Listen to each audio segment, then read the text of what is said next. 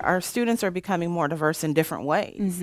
And so how we went to school and how we grew up and how we were raised, not so much this generation, right? Especially now, something that you all, I'm good for throwing out resources that you all want to investigate. Look up this generation of our kids. They're the millennials. And then there's a new phrase. Dr. Hancock called them the push button generation as well. And there is some truth to some of that research about how they behave. No longer is it the do as I say, not what I do. They want to see you model what you expect from them. And so it's not just about your talking. They're looking at your actions to see if they match. That's different from how we were raised. You were seen and not heard. These days, they're going to be heard in one way or another, right? And so we have to adjust our teaching methods because they're going to do what they do in terms of their generational personality. So millennial kids and then this push button generation, I've heard it phrased a different way, but I can't recall what it is. So we have to think about the ways that we're connecting with our kids, which is totally different from how we were when we were kids. So, do you want to do the video first then? Yeah, let's do that.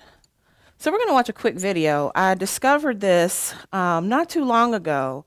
I don't know if you all have heard of Melody Hobson. She is a great financial guru. For those of y'all who may listen to Tom Joyner, she comes on Mondays and gives financial advice, and she's this, MSNBC.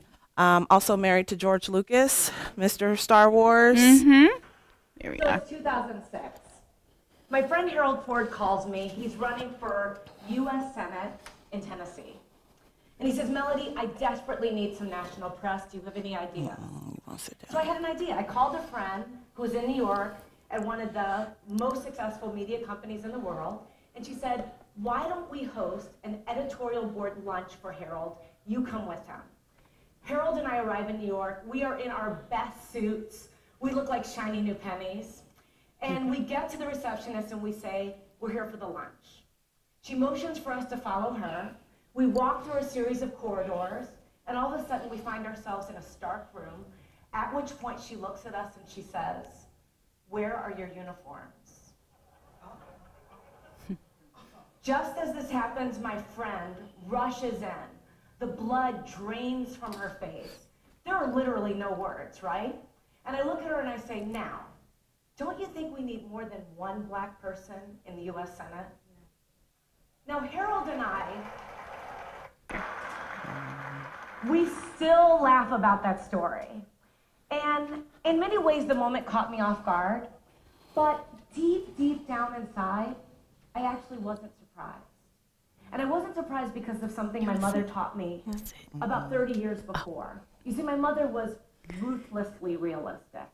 I remember one day coming home from a birthday party where I was the only black kid invited, and instead of asking me the normal motherly questions like, did you have fun, or how was the cake, my mother looked at me and she said, how did they treat you?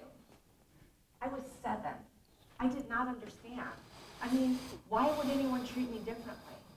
But she knew. And she looked me right in the eye and she said, they will not always treat you well. Now, race is one of those topics in America that makes people extraordinarily uncomfortable. You bring it up at a dinner party or in a workplace environment, it is literally the conversational equivalent of touching the third rail. There is shock, followed by a long silence. And even coming here today, I told some friends and colleagues that I plan to talk about race, and they warned me. They told me, don't do it. There'd be huge risks in me talking about this topic. That people might think I'm a militant black woman and I would ruin my career.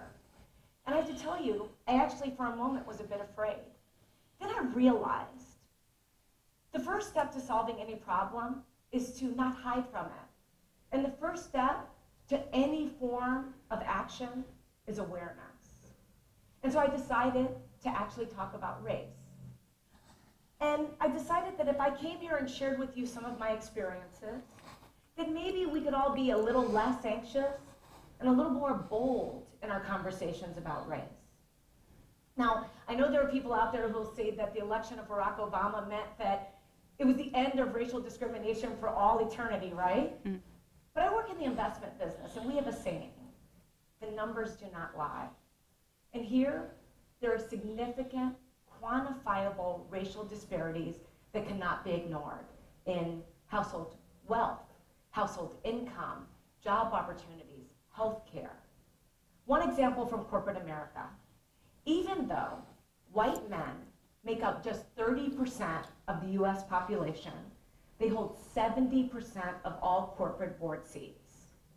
Of this Fortune 250, there are only 7 CEOs that are minorities.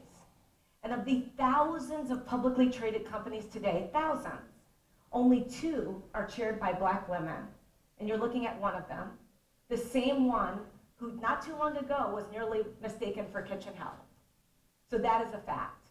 Now, I have this thought experience that I play with myself, experiment.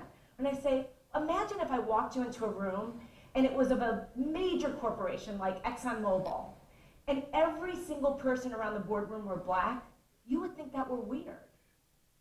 But if I walked you into a Fortune 500 company and every around the table is a white male, when will it be that we think that's weird too? And I know how we got here. I know how we got here. You know, there was institutionalized and one time legalized discrimination in our country. There's no question about it. But I still, as I sort of grapple with this issue, my mother's question hangs in the air for me. How did they treat you?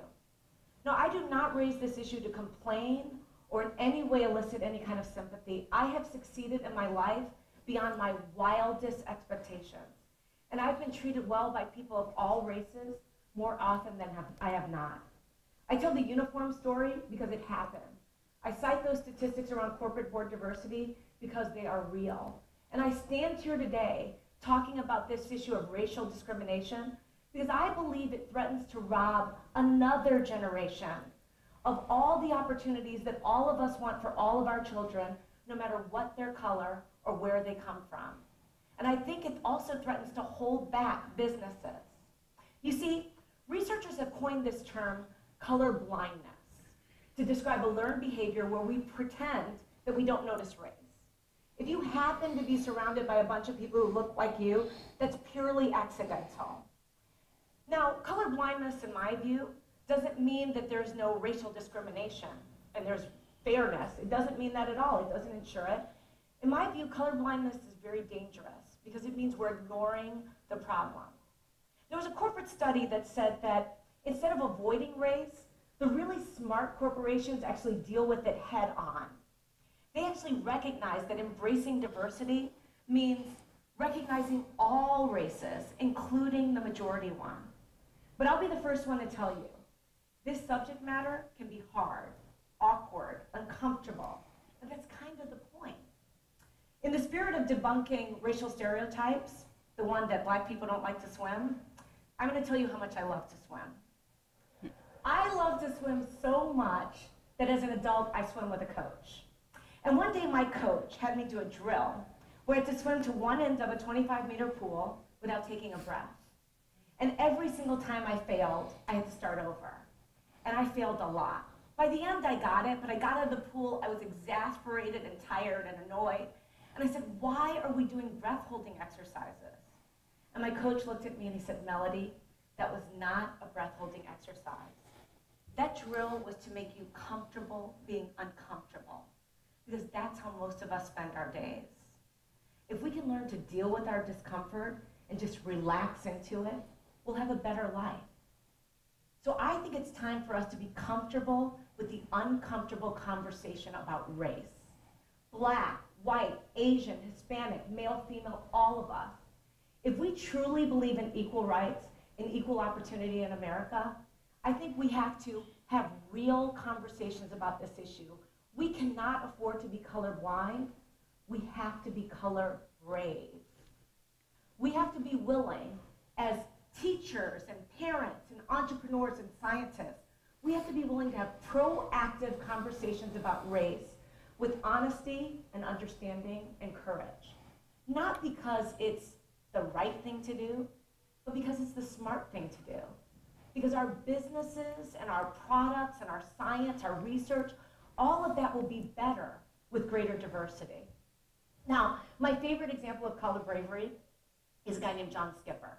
He runs ESPN. He's a North Carolina native, quintessential Southern gentleman, white. He joined ESPN, which already had a culture of inclusion and diversity, but he took it up a notch. He demanded that every open position have a diverse slate of candidates. Now, he says the senior people in the beginning bristled, and they would come to him and say, do you want me to hire the minority, or do you want me to hire the best person for the job? And Skipper says his answers were always the same, yes.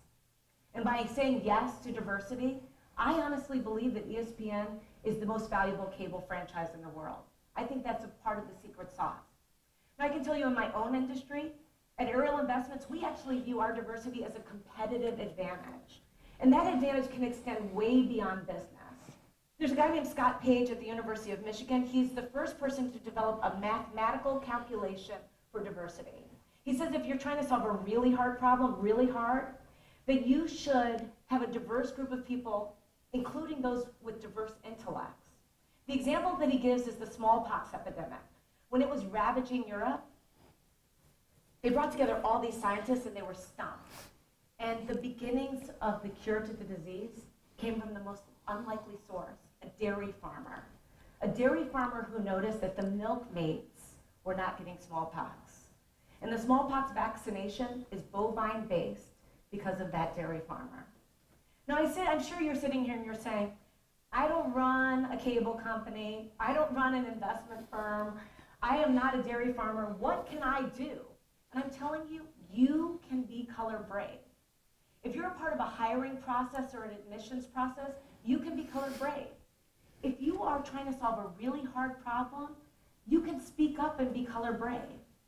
Now, I know people will say, but that doesn't add up to a lot. But I'm actually asking you to do something really simple. Observe your environment. At work, at school, at home. I'm asking you to look at the people around you purposefully and intentionally. Invite people into your life who don't look like you, don't think like you, don't act like you, don't come from where you come from. And you might find that they will challenge your assumptions and make you grow as a person. You might get powerful new insights from these individuals. Or, like my husband who happens to be white, you might learn that black people, men, women, children, we use body lotion every single day. Mm-hmm. Now, I also think that this is very important so that the next generation really understands that this progress will help them because they're expecting us to be great role models. And I told you my mother, she was ruthlessly realistic. She was an unbelievable role model. She was the kind of person who got to be the way she was because she was a single mom with 6 kids in Chicago. She was in the real estate business where she worked extraordinarily hard, but oftentimes had a hard time making ends meet. And that meant sometimes we got our phone disconnected or our lights turned off or we got evicted.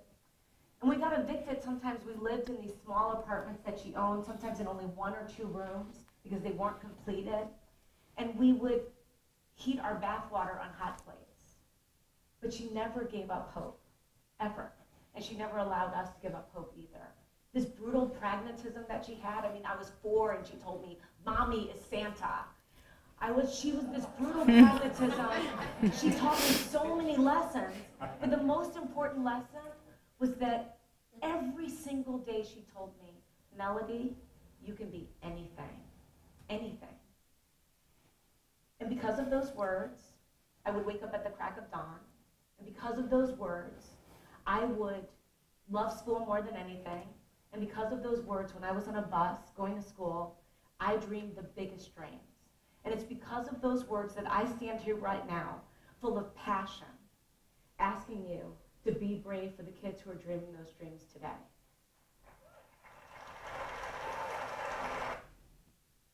You see, I want them to look at a CEO on television and say, I can be like her, or he looks like me. And I want them to know that anything is possible, that they can achieve the highest level that they ever imagined, that they will be welcome in any corporate boardroom or they can lead any company. You see this idea of being the land of the free and the home of the brave? It's woven into the fabric of America. America, when we have a challenge, we take it head on. We don't shrink away from it. We take a stand. We show courage. So right now, what I'm asking you to do, I'm asking you to show courage. I'm asking you to be bold. As business leaders, I'm asking you not to leave anything on the table. As citizens, I'm asking you not to leave any child behind. I'm asking you not to be colorblind, but to be color brave, so that every child knows that their future matters and their dreams are possible. Thank you.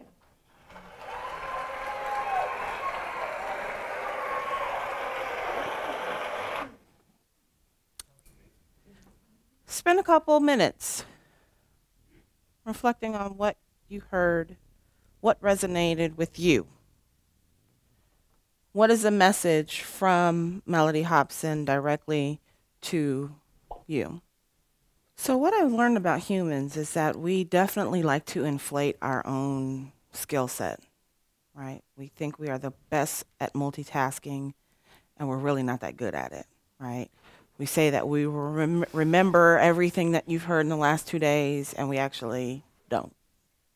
And so what I have to tell my students and remind them of is that the notes that you take are a love letter from you to your future you. These are the things that are going to keep you in love with your job and in love with yourself well enough to always want to continue to strive and do better and really just be critically reflective. And so we have to write down what we hear so that we can store it and remember it. So what'd you get? What did you hear? What did Melody say to you? Sure. So we've got to remove our biases and our stereotypes, right? And continue to encourage, because that essentially is our job, right? We see and we hear of all these success stories. She was one of these kids who we would look at now. Oh, there's only, it's a single mother home. Oh, right. And then we want to throw pity. Here's yet another success story, right? We've got a Dr. Lewis who was not the best student and went to the worst school. We've got a Stephen Hancock who lived in housing projects and had multiple siblings and, was a low performer in school. Here it is, right? And so how and why are the kids that are in our classrooms any different? Or why could they not be as successful as all of the people that we have been hearing from, right? So I just wanted to quickly ask you, so what do you think this idea is of being colorblind? That actually is the opposite. Mm-hmm. So that would be representative of being color brave, right? So when we're colorblind, we are looking at our students or just people in the community, and we are saying that we don't see who they are. Oh, they're just another human. Why can't we all just be humans, right? Which on a primary level, we are. However, what we've been talking about for the last, couple of days is that there's more to us than what you see just on the outside. But the first step is to see what's on the outside. I have to tell my students all the time. They tell me, oh, well, Dr. Glass, you're just another professor. I said, you can't tell me when I walked into class on the first day and I deliberately wear my hair as big as possible on the first day of class. Because, clearly she can't be the professor. It can't be her. Mm-hmm. Yeah, it's me, right? And so I'm forcing them to work through the idea of what they have of a professional woman who's actually teaching you how to get your stuff that I already have. And I have to remind them, I'm already licensed. I've got all the degrees I need. I'm trying to help you get there. And so you're going to let all of this get in the way? Go right on ahead. Let me see you work through this class and be successful. Another thing that we see a lot with our students is this whole idea of all kids are the same. They're all the same. I don't treat any of the kids differently. We'll talk a little bit more about equality versus equity, but they think that that's the right way to view the children. They're all the same. I would never treat a black kid different because they're black. Well, why not? Maybe that black kid does need a different type of assistance when you're working on this this particular problem. I'd worked with my students all semester on this notion of culturally responsive teaching and how being colorblind can almost be a hindrance. And I actually wrote an article, and I titled it after one of my students' comments. We're going to look at some other comments. Where she said, okay, fine, I see color, but I still choose not to let it influence the way I teach. So after all of that, she would admit at the end of the semester, I can look and I can see that it's a black kid, but I'm not going to let that impact what I do. I'm not going to look at their color and base my instruction on that at all. So it's really interesting that this idea of race, and Melly mentions this in her speech, it makes people uncomfortable. And we tell our students, we want to make you uncomfortable. And if we're not making you uncomfortable, we're not doing our job. And no, we're not blaming you because you're white, that your ancestors did this to our ancestors. But students are uncomfortable, and you can see them clam up. And we'll look at some quotes in just a second and give you a little bit more detail, but I wanted to just interject that this is what we're having to break through, those walls that our students build up, and it is difficult as African American women. I've actually been reading a book that Dr. Glass let me read, and there's tons of research out there about how professors of color are treated differently than white. Women are treated differently than them professors. So it's almost like we have to take that extra step to prove that we have the same accomplishments that others have. Or even in teaching evaluations, they feel more free to give not so positive comments if the teaching style isn't what they're used to. So as African American women, you get you're loud, you're more aggressive, and they sometimes retreat back from that. So it's very difficult even for us now to address some of these things in our teaching. So how could you see being colorblind in your classroom as something that is doing more harm than good? Yeah, you're not embracing your students for who they are. Not differentiating. So then the differentiation kind of might minimalize. Anything else? Well, they could be. That could be their authentic selves to not see, right? But the authenticity when it comes down to the kids is missing, right? Yeah. Okay. Yeah. I'm working on a manuscript as well, and I'm learning, and I've had to sit down with some of my white colleagues and really just kind of ask them this. So we're kind of uncomfortable together. In one way. And I said, so how were you raised? Like, how does this whole, how do you learn to deal with others, right? And so I'm hearing this consistent message that, well, we were raised really to ignore others' culture, because if we acknowledge it, then we're racist. Mm-hmm. And it just boggled my mind. But it makes sense. Right, I'm really having to go back to what Dr. Preek Fox talked about earlier. I've got to step out of my own shoes and get my own map off and really try to see from someone else's perspective. Well, that makes sense. And so now we're trying to actually undo all of the stuff that has been taught to my colleagues as they're saying this, and I'm like, no wonder this is hard for you. This is our lived experience, but for you, it actually is the polar opposite. You work to, get rid of it.